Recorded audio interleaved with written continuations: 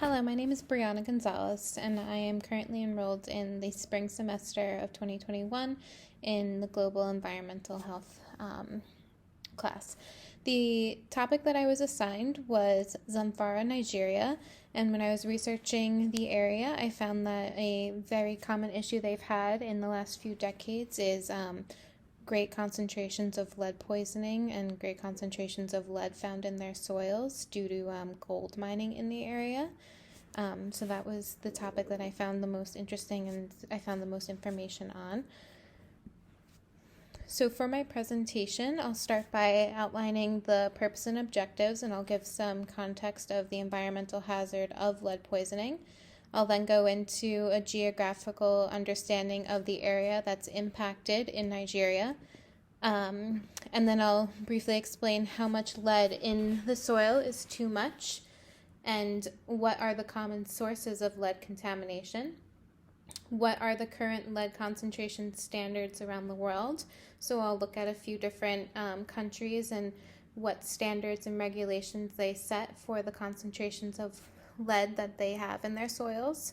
And then we'll look at how has lead concentration changed in the U.S. in the last 20 years to compare the concentrations that we're finding in Nigeria with concentrations that are found in a developed country such as the U.S. And then I'll briefly summarize all of the findings here. So to start, lead poisoning in Zamfara, Nigeria is quite prevalent in the villages where gold ore and gold mining occurs. This is due to the unsafe mining practices, which has led to the release of lead dust in the surrounding air, the land, and the drinking water. Lead concentrations in the area have reached as high as 100,000 parts per million. The regulated standard of the United States is a mere 400 parts per million. And the CDC had estimated that there are over 47 villages and over 300,000 individuals that have been affected by these high lead concentrations. So now, where is this lead poisoning taking place? The most prevalent area or the most prevalent village in Zamfara happens to be Anka. This has to do with the fact that it is the largest gold ore producing village in the state. And Anka has the highest lead soil concentrations with many samples recorded at 1,000 parts per million. And this is just the average. So now to gain some context on what lead contamination soils should look like, according to the CDC, less than 100 milligrams per kilogram indicates a none to very low contamination status of the soil. And then a low contamination level of the soil would be 150 to 400. And then as we increase from 400 to 1,000, we reach a medium contamination status. And then there's 1,000 to 2,000, which would indicate a high contamination level. And then over 2,000 is considered a very high contamination status of the soil.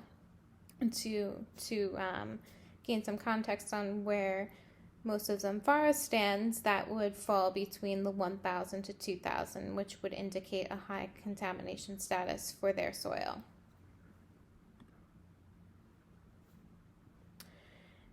Now, looking at the different sources of lead exposure around the world, other than the mining of gold and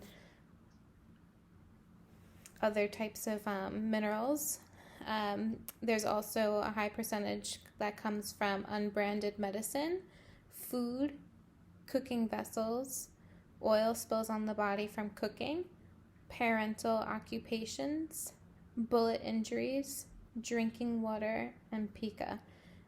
So what this means is that a lot of these are secondary lead exposures. So the primary would come from the actual unsafe mining practices, and then the lead dust spills over onto the drinking water, the food, the oil, and in the air. So when your parents go to work every day, if they're breathing in the air, And if they're coming back home with lead residue on their clothing, then you're breathing in that air. So that kind of gains some context as to where exactly the lead exposure originates from.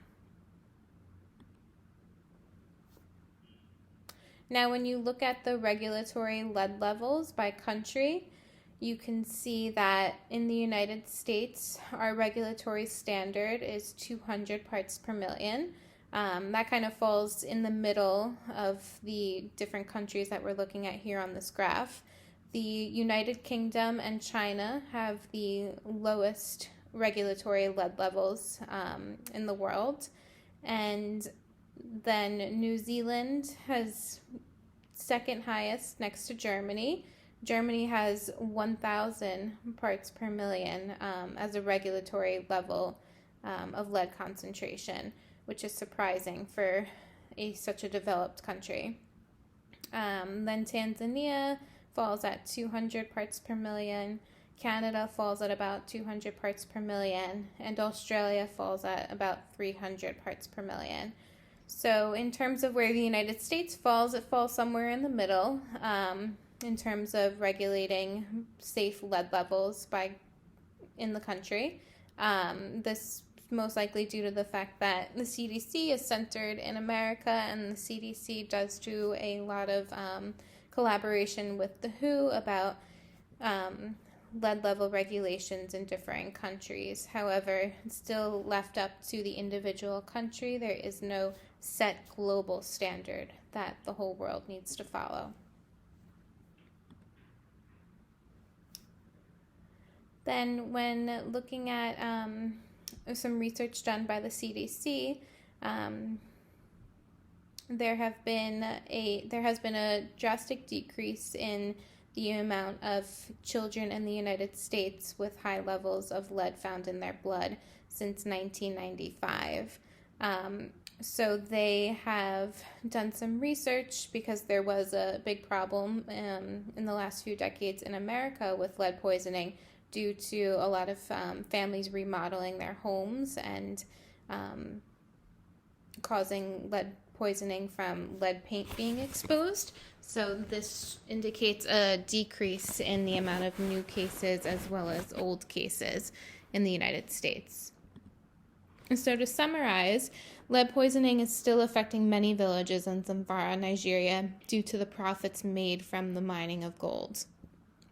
The majority of these serious cases are usually amongst young children, and their effects are seen in decreases in intelligence, cognitive and learning disabilities, reduced birth weight, immune suppression, irritability, insomnia, as well as reduced appetite.